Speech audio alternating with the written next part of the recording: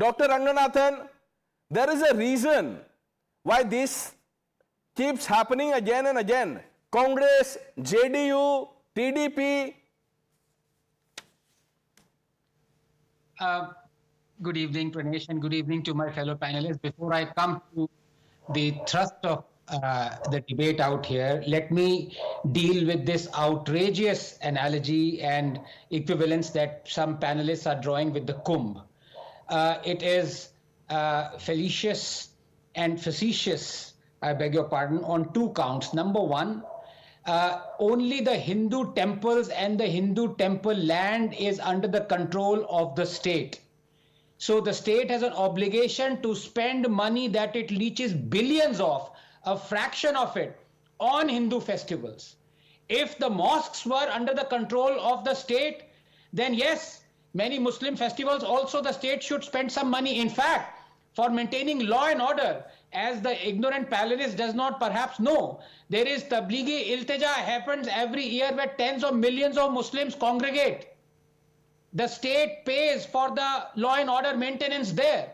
If in the Kumbh you are spending 7,000, 5,000 crores in maintaining law and order, in having facilitating 500 million Indians visiting the Kumbh to generate a GDP that would be in percentage points more, in fact 2 or 3 lakh crores. The state has an obligation. वरना ऐसा करो सारे mask के ताले जो हैं बंद करके चाबी स्टेट को दे दो. वो नहीं करेंगे ये.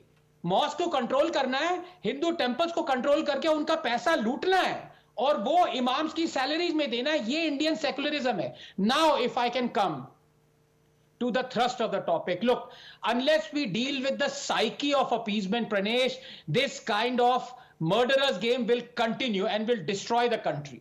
Because I will either have a divided India or a destroyed India, had said Jinnah. And while he managed the former, the Congress is intent upon managing the latter through uncontrolled runaway appeasement. And unless one understands the various stages of it, Pranesh, one can neither recommend nor apply a cure to this disease of appeasement. And the three stages of appeasement are welfare, wokefare, and warfare. And Congress is now unapologetic about projecting them as an achievement of sorts. Let me explain. The first stage of appeasement, welfare. Well, it starts innocuously with the flawed pretext that the Muslim minorities are worse off than the rest and that they are victims and that they always exclusively suffer and fare worse off after every social strife, and that because of all this, not only do they need preferential care, it is the majority's obligation and moral duty to be preferential towards them.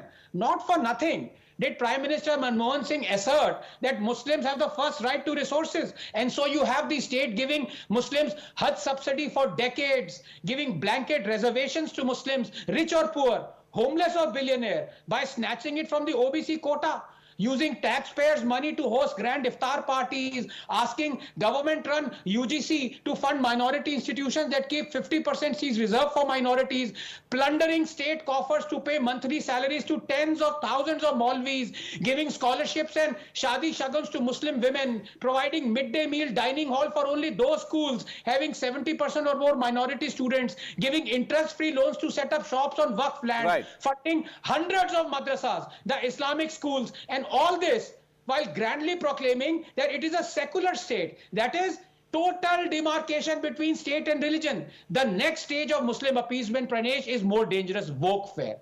Wokefare targets the mind. This is the stage where the Indian state employs a quite brilliant tactic to appease and benefit its Muslim vote bank. It poisons the Hindu mind with self-loathing, hatred for his own religion and way of life, drilling apathy towards the slow destruction of Hinduism through speeches, broadcasts, policies, arts, culture, cinema. So you have Mahatma Gandhi saying, quote, Hindus should not harbor anger in their hearts against Muslims, even if the latter wanted to destroy them. Even if Muslims want to kill us all, we should face death bravely. If they establish their rule after killing Hindus, we would be ushering in a new world, unquote. So you have Nehru trying to stop the president from attending the consecration of Somnath, saying he feared Hindu revivalism. So you have our roads, our institutions, our cities named after the barbarians who destroyed our roads, our institutions and our cities, opposing CAA, appointing Muslims on temple boards, overturning of even Supreme Court judgments like the Shah Bano. Right. It is but obvious that welfare and workfare can only lead to the third, perhaps terminal stage of appeasement. And here, please give me 30 seconds. That is warfare. Warfare is when you enact laws and acts that constitutionally and legally favor one community and discriminate against the other. So you have the draconian Waqf Act. You have the conjunction of the RT with the 93rd Amendment that allows Muslim schools, but not Hindu schools to escape, keeping 25% reservation for EWS. You have the state prohibiting Hindus to even approach the court to reclaim their demolished temples. You have the state controlling and taxing only temples and temple land, but not mosques. You have terrorists, PFI cadres and writers being released. You have the Congress leaders defending Simi in court, its chief crying tears in Bartla encounter, its PM demanding an apology from Denmark for the Prophet cartoons. So there we have it. Just 10 seconds, Pranesh. The three stages of appeasement: welfare, workfare, and warfare. Jinnah must be laughing. His cackle echoes in the dungeons of Patal Lok below. In his life, Pranesh, he achieved the division of India. And in his death, he has achieved its destruction. Now, had you said 30 seconds again, Kamruzaman Chaudhary and two others would have left. You have redefined 30 seconds, Dr. Ranganathan. But Sanju Verma, Kamruzaman Chaudhary ji is accusing the BJP of double speak. He says, what about your allies JDU and TDP?